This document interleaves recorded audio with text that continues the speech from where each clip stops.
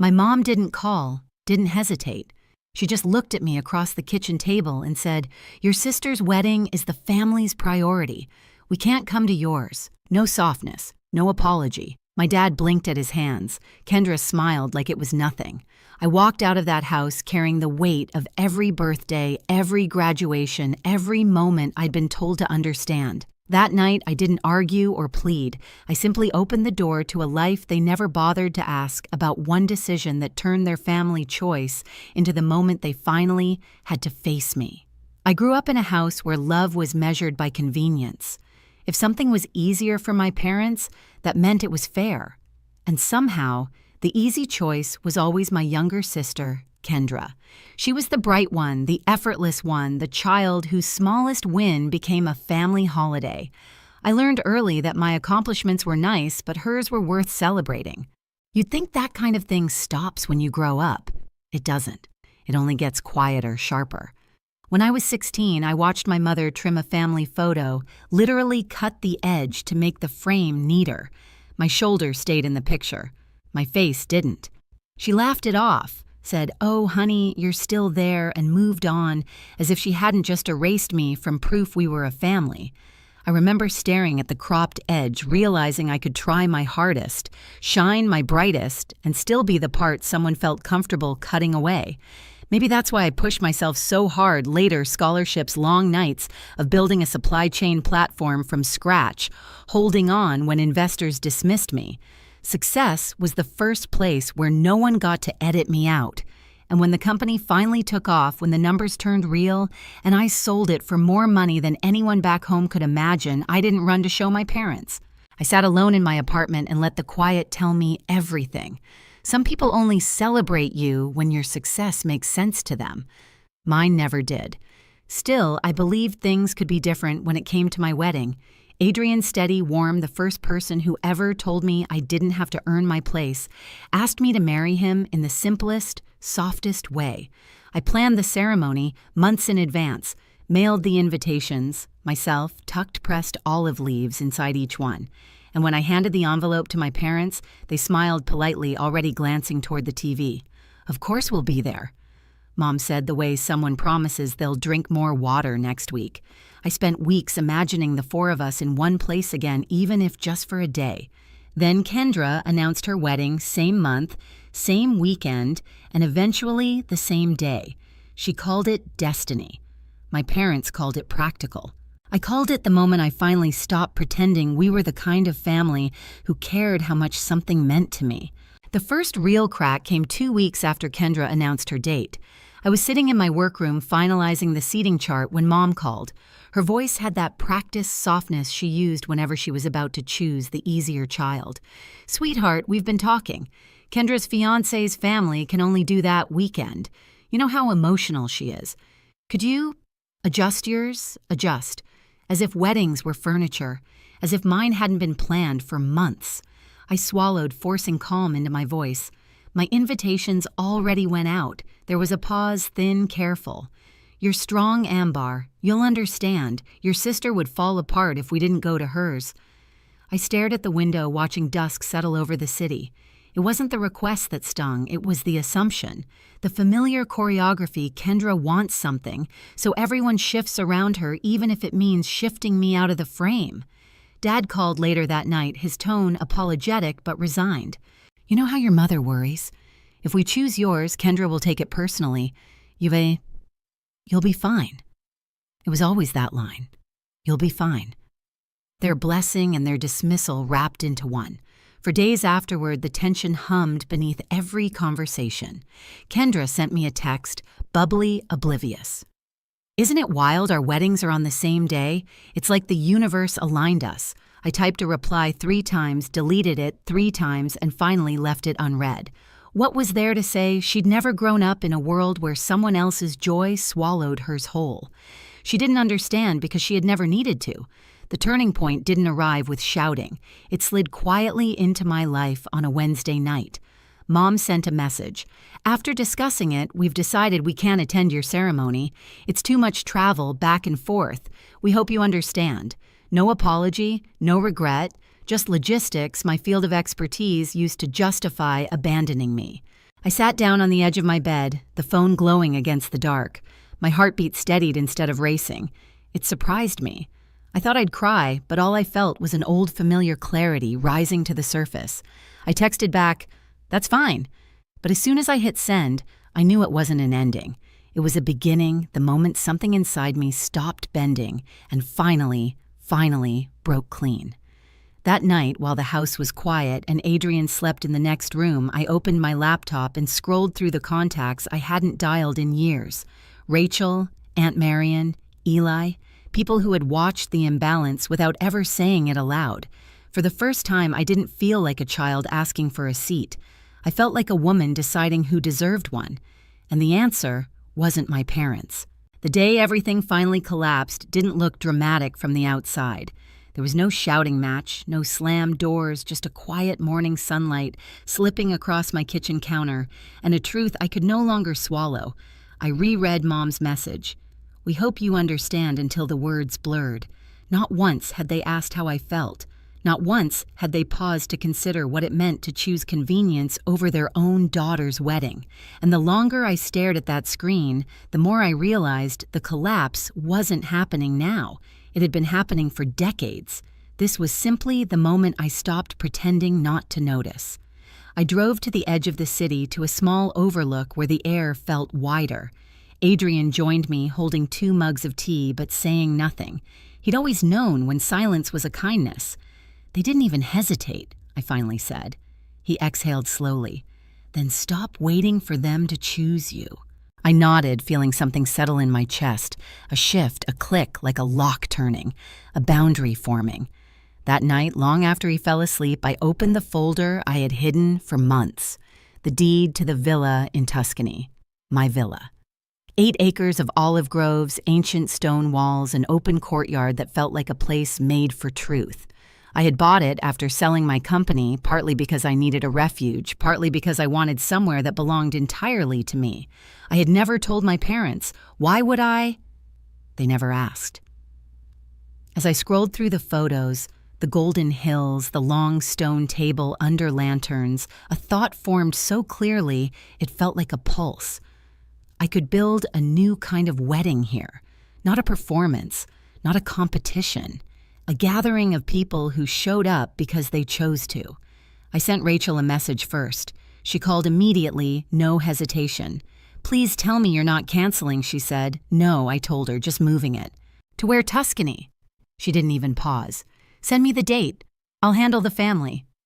By morning, the group chat lit up. Eli booking flights, Aunt Marion asking about accommodations, Uncle Ray offering to help with any setup. No one asked about my parents. No one needed to. Meanwhile, Kendra posted a countdown for her wedding, 5 days until forever. My parents flooded her comments with hearts and exclamation points. Not a single message to me. I watched it all with a strange calm. For the first time, their choices didn't sting, they clarified. I spent the next days finalizing the courtyard layout, the long table stretching toward the olive trees, the lanterns that would glow like fireflies at dusk. The villa hummed with workers sanding stone, trimming branches, stringing lights. Every sound, every hammer, every ladder scraping against stone felt like a promise kept to myself. I wasn't sabotaging their wedding. I wasn't chasing validation. I was reclaiming the story. The collapse of what we used to call family didn't leave me empty. It left room, finally, for everything real to grow. And Tuscany was the beginning of my pushback. The morning of our 2 weddings arrived carrying 2 different kinds of sunlight. In Boston, it was harsh white, bright unforgiving.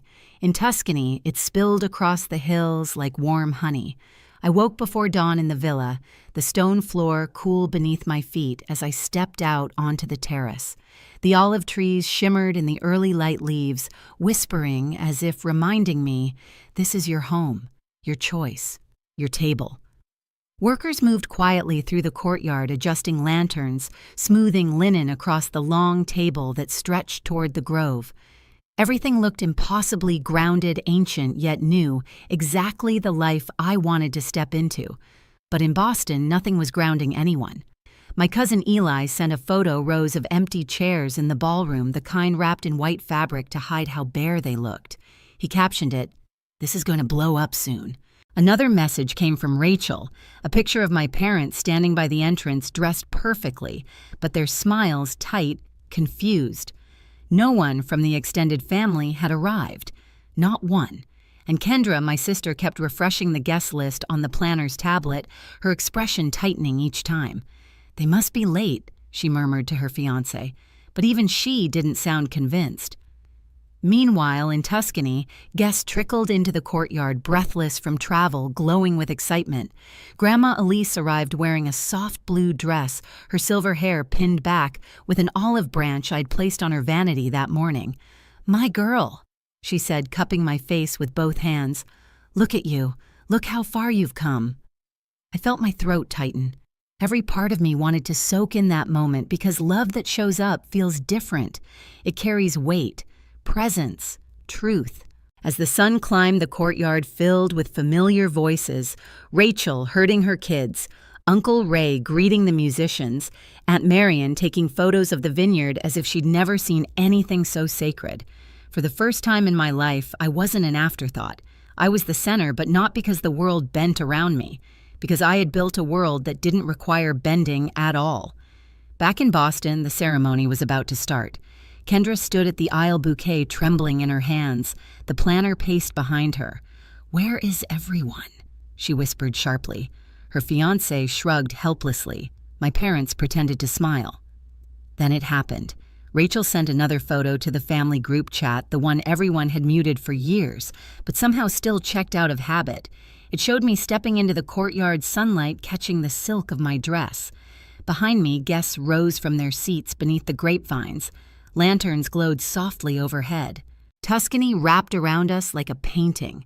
Within seconds, more pictures followed Eli, capturing the long table, the wildflowers woven into the stone arch, Grandma laughing with her hands in the air. A video appeared, Adrian taking my hand, his voice steady as he spoke his vows. And then someone in Boston gasped loud enough for the whole ballroom to hear. My mother's face drained of color. She grabbed my father's sleeve so tightly he winced. "Kendra," she whispered, "they're all in Italy." Kendra's bouquet slipped. Her breath hitched. And for the first time in our lives, she realized the world did not orbit her. My father looked around the half-empty room, his jaw tightening. Why didn't anyone say they weren't coming? Because they didn't owe you an explanation, I thought, from thousands of miles away. They owed themselves one. In Tuscany, I didn't know the exact moment their wedding collapsed, but I felt the shift. A strange stillness moved through the courtyard just as I finished my vows. Not sadness, something like release, as if some final thread connecting me to the version of family I once begged for had quietly snapped. After the ceremony, we walked toward the long table under the vines. Guests laughed, passing wine, clinking glasses. The sky warmed into amber. Lanterns flickered on one by one. The air smelled of rosemary and baked bread. Adrian leaned close. "They know, don't they?" I nodded. "They're seeing the life they never bothered to ask about. And the life you chose instead of them," he added. But it wasn't revenge. Not really. It was clarity served gently, honestly, in the form of a wedding they never imagined I could create. Midway through dinner, my phone buzzed. A message from Dad. "Is this where you are?" Another from Mom. "Why didn't you tell us you had a place like this?" Then from Kendra. "Is this some kind of joke?" I put the phone face down. Rachel raised an eyebrow. "They're spiraling, aren't they?" "Probably," I said. "You okay?" I looked at the candlelight dancing across the long table, the table I built, the table filled by people who chose me. I've never been more okay. In Boston, things got worse. A guest whispered too loudly, "Didn't her family used to be huge?" Another said, "Why's everyone in Italy?" Someone showed a photo of my villa, the caption reading Ambar's Wedding Tuscany. My mother sat down abruptly, pressing a hand to her chest. My father rubbed his temples. The planner signaled for the band to start, but even music felt hollow. Kendra stared at her reflection in a glass door. Perfect makeup, perfect dress, perfect everything, yet completely alone in the moment she'd built her whole identity around. And then she said the quiet part out loud. Everyone chose her. No screaming, no tantrum, just the truth finally spoken. While their night dissolved, mine bloomed. The musicians played soft strings under the warm Tuscan sky. Adrian whispered something about forever. Grandma wiped her eyes. Rachel's kids danced barefoot between the lantern shadows. Every sound felt like healing. Later, as we lit candles along the olive grove, I caught myself glancing toward the horizon, not out of longing, but out of closure. The family I had spent a lifetime trying to earn was never mine to keep. The one gathered around me now, the one laughing, clapping, raising glasses, was built from choice, not obligation. Near midnight, the last message came from Mom, I hope. You're happy. I didn't reply. Not because I was angry, but because I finally understood happiness doesn't need their permission. And in the quiet of the Tuscan night, surrounded by the people who showed up, I breathed deeper than I had in years. The climax of their story was collapse. The climax of mine was freedom. The morning after our wedding, Tuscany felt different, lighter, as if the whole villa had exhaled with me. Sunlight filtered through the olive branches, scattering gold across the courtyard where petals from the night before still clung to the stones. Grandma Elise sat beside me on the terrace, hands wrapped around a warm cup. "You built something beautiful," she said. "Not just last night, your life." I didn't know I needed those words until they landed. Messages kept buzzing through my phone, my parents apologizing in fragmented sentences, Kendra insisting she'd been blindsided, Dad asking when we could talk properly. But none of it carried urgency anymore. Their choices had already spoken for them. What mattered now was the kind of family I wanted going forward. So I answered only one message, Rachel's, "We're staying 2 more days. Breakfast? Yes," I wrote. Always. Adrian joined me at the railing, slipping an arm around my waist. Whatever happens next, he said, you're not facing it alone. And for the first time in my life, I believed that. Not because someone promised it, but because they had already shown up when it mattered. The aftermath wasn't chaos. It was clarity, quiet, steady, and entirely mine. In the end, I learned something simple.